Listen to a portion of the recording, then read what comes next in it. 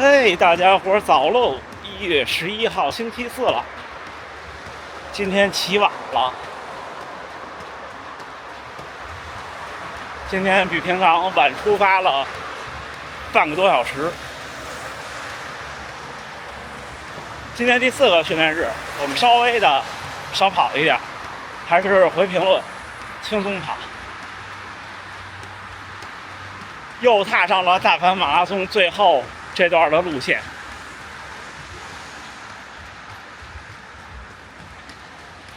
一会儿前面左转。昨天跟大会员先生请教，大阪马拉松最后那段左转向北跑，一般情况下会是逆风。但是我感觉问题不大。刮风这个事情对我来说不是事儿，因为在北京生活的时间太长了，爬坡对我来说是个事儿。你看这个路口左转就一直向前了，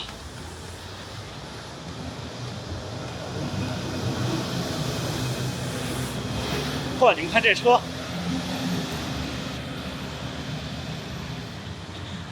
这边好多长这样的车，就是小时候玩魂斗罗。不一样的环境，不一样的东西。小时候玩魂斗罗有一关，就是最后 BOSS 是一个大机器人扔飞盘那个。快到之前不是有好多那会喷火的车嘛，能卡住位置，他打不着你。然后打死那些车突然出现的，那时候小时候没见过那种车。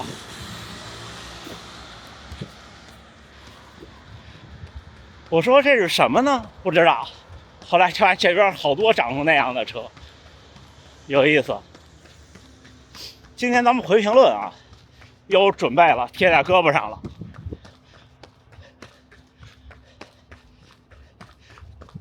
好多人小伙伴问这包，这不是负重训练，这就是一个特别小的一个小包，随身带东西，冬天带相机比较方便。到夏天的时候我再研究吧，看怎么弄。行，那咱一会儿再聊啊，加油干！今天估计就跑17公里，从这儿一路回家。第一位小伙伴问：大体重初跑者跑步小腿酸怎么办？那原因就是2个，一个是大体重，一个是初跑者。其实我觉得关键是初跑者。就刚开始跑步，我觉得不管胖瘦，小腿都会酸的，而且不是给您泼冷水，还得酸2年，然后就好了。而且您跑一跑，体重很快就能下去。冬天跑不快，冬天我也跑不快，都这样，尤其是刚起跑的时候。像昨天跑到3分39平均配速，要是春天或者秋天，应该不至于到那个疲劳程度。而且昨天跑那6公里之前，我已经热身了5公里了。一般冬天像这儿还好，没有那么冷。像北京那种气温，热身前10公里、前12公里都跑不太动，很正常。关于这耳机的一系列问题，Air 和 Pro 有什么区别？我觉得就 Air 你就把它当成一个很普通的蓝牙耳机，该有的都有了，没有其他 Pro 那些额外的功能，这您上它官网一看应该都知道。反正至于对我来说，我觉得这简单一点好。我甚至好多耳机同时连2个设备那种我都玩不转。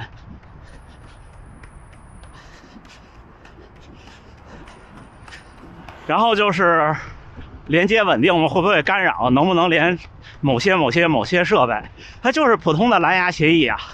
只要您的设备可以连接蓝牙输出声音，就肯定可以。至于干扰这个事情，这是世界难题。你说完全没有吗？不会，像我们日常生活中，你的无线鼠标这些，还有蓝牙，还有微波炉，基本上频率都差不多，它都会互相干扰。但是我带到现在问题不大，基本上没有出现问题。每周跑一次大课，从间歇和阈值里选一个就行吗？如果一周2个都跑，压力好大，都行，就是不要一周跑2个大强度。我觉得啊，如果你觉得压力大，我也压力大。就是强度课是这样，我觉得一周跑一次强度课，跑一次长距离是比较理想的训练节奏。但是呢，不一定都能做到，我也做不到。如果真的一周跑一次间歇，一次阈值，我觉得强度太大了，扛不住。大家应该都扛不住。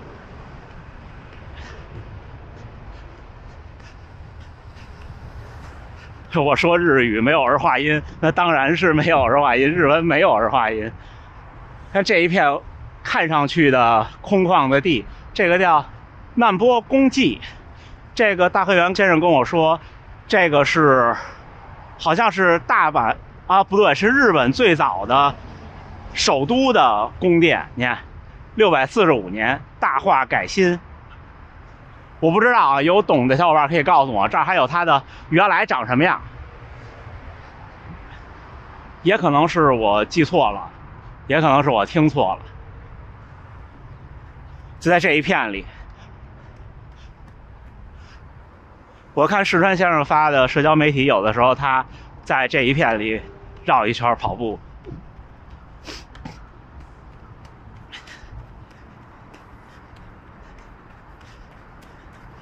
下一个啊，关于昨天跑完步，我说我的运动时间都在哪个区间里，就是所谓的强度区间。其实这个事儿我不太懂，而且呢，我完全不关心这个事儿，就是给大家看一看而已。我对于哪区是干什么的，我一点不在意，而且从来没在意过。我也觉得，真的绝大多数跑者，包括我在内，我们离科学训练都还太远。其实没有秘诀，就是多跑就行了。您相信我，您可以说啊，在冲刺区不好，但是在冲刺区你也跑不远呀。然后您可以说，在舒适区效果不大，但是在舒适区你也耐不住那个寂寞，都会越跑越快呀。所以我们听从自己内心的感觉就好了。你看他们这儿修路就是依势而修，是不填这个坡和不铲平坡和不填坑的。连这一小段路，好多地方都是这样。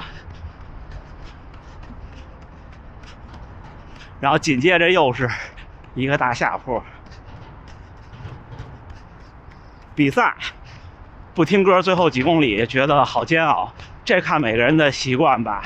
就是这位小伙伴的问题是，比赛不听歌能提高成绩吗？我觉得不一定，看习惯，真的看习惯。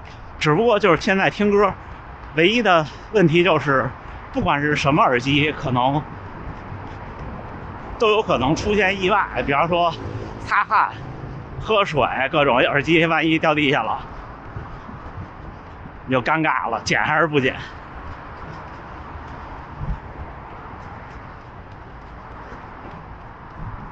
下一个，家里的小孩16岁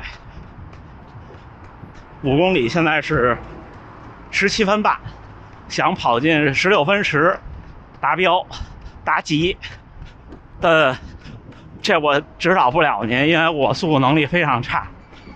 小朋友就是我觉得5公里足以了，不要再跑再练再长的距离。但是5公里提速其实很简单，就是长短间歇，400米的冲刺间歇，还有就是1.6公里的长间歇。1.6公里的间歇我觉得特别的带劲，而且肯定有用。一次我最多的时候跑过一次5组，中间慢跑3分钟，但是对5公里的练习来说不需要。5公里的练习，小朋友的话一次训练3组，然后也不用慢跑，中间就停下来休息2到3分钟就可以。但是一定注意的是，跑任何的间歇，我觉得都应该到最后也能顶住，你就不能每组比每组慢，那效果就会大打折扣，就不如不跑。这个自己摸索。5公里18分钟，全马2小时58，增加跑量，现在每天都跑20。但是呢，配速只能到5分半，因为压力大。能提高成绩吗？能提高成绩。但是呢，大跑量意味着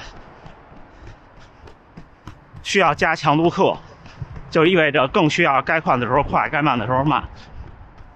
日常的慢跑5分半问题不大，但是我个人判断略微慢了一点点，在5分到5分15可能会相对更合适。之后就是加强度课，如果你每天都是一样的20公里这种慢跑，效果有限。强度课如果你现在做不到1周1次，可以先从3周2次开始，您自己安排。我的建议是放在，就从心理上来说，我的建议是放在您的一个训练周期的开始，这样跑完你挺累的，之后都是轻松跑。并且呢，你刚开始一个新的训练周期，比方说您周6休息，周日是第1天，那你周1也不好意思因为累了不跑。这就是我跟自己心理的交往。高师送了表带，就是好像某个时间点之前买配子3的小伙伴，您进您的 APP 都能看到。而且有幸我也有，其实我的配子3是高师送的，很感谢啊，他应该判断就是设备激活的日期，我猜。然后最后一位小伙伴跑步有一天接了个电话，说话有点好像说赶上巧劲儿了，回家一看叫什么结膜，眼睛出血了，眼白。这个我觉得跟说话可能关系不大，有时候人是弄不巧了就这样。我也有过一回，但是建议去看医生，医生说没事儿，然后就没事了，吸收几天就好了。祝您能一切都好。其实还有一位，我看到的是1月8号，好像是还是9号的评论，写了一大段话，但是我背不下来，所以我早上起来录了一个旁白。现在我们就接那一段，之后我也就要到家了。我觉得小伙伴说的特别好。少年拥有的是无尽精力和决心，圆梦守马，下马成功打开330，拿下327。这一天我等了很多年，无数次幻想自己站在42公里的样子。初中得知马拉松时，觉得能跑完的人都会是英雄吧，心中就此种下了这颗种子。因为嘴馋，从小体重就起起伏伏，巅峰体重257斤，但我从不为胖发愁。我知道跑步会帮我。不知是哪天的摆臂呼吸抬腿开始，跑步再也离不开我的生活，再也不是减肥的手段。我开始尝试让那颗种子发芽，经过这几年无数个清晨，今天它终于开花了。昨晚激动到只睡了4个小时，目标本定在350，体感却越跑越轻松。我想是这些年迈出的每一步都在赛道上得到了回应。演武大桥上被踩掉了鞋，补给带少了，33公里断了补给，39公里拍肩哈哈姐，她让我抓紧去冲330，40公里又看到了好多工学院的学弟学妹们，我冲他们大喊，我也是工学院的18级的。这一幕刚好被摄影师拍了下来，最后1公里小腿抽筋儿，边狂奔边勾巧尖做拉伸。看到拱门的那一刻，眼泪再也止不住，部分是抽筋的疼痛带来的，更多是心中百感交集，就好像得到了释放一样。冲冲线后深深地给赛道鞠了一躬。那梦成真了，现场来了很多小伙伴做志愿者，你们辛苦了。下马虽然不好跑，但是风景和服务真的很到位，不愧了白金赛事。如果没有天赋，那就日复一日吧，跑下去天总会亮。人生这场马拉松跑到终点，还在身上的只有健康的身体和不屈的精神。你那精神犹如灯塔一般指引步履向前。纵有疾风起，人生不言弃。人生有几个10年，又能实现几个梦想？今天算一个，儿时的梦想实现了，少年的梦还在继续。1月11号星期四清晨7点52了。今天虽然跑得少，但是回来的也晚，起晚了。我今天一睁眼4点55，因为我平常从来不靠闹钟，我都是自然醒。我一般3点50我就自然醒了。昨天一下睡了9个小时，特别可以，可能前几天那亏空都补回来了。今天就跑了17公里多，平均配速5分10。看看心率啊，最快1公里4分30多，就后边我稍微加了加速，平均心率137，还可以。这4天又圆满结束，之后明天是休息日，早上起来慢跑个7公里左右，就什么都不干了。今天下午呢，可能还有轻松跑，要看时间和工作忙不忙。我都是把要回的评论贴在胳膊上，还挺好。这个方法我也之前分享过，可以比赛的时候贴你的配速表，就是到多少公里是多长时间这种，因为毕竟写的字大，那种手环那个真心不行，你看不清的，相信我，真的看不清的，除非你足够慢。就是像我几场比赛有目标的比赛，我都这样写，这样的话会比较的清楚。行，那就这么着，最后还是祝大家能努力生活，健康平安。我们下个训练日再见了，大家加油干！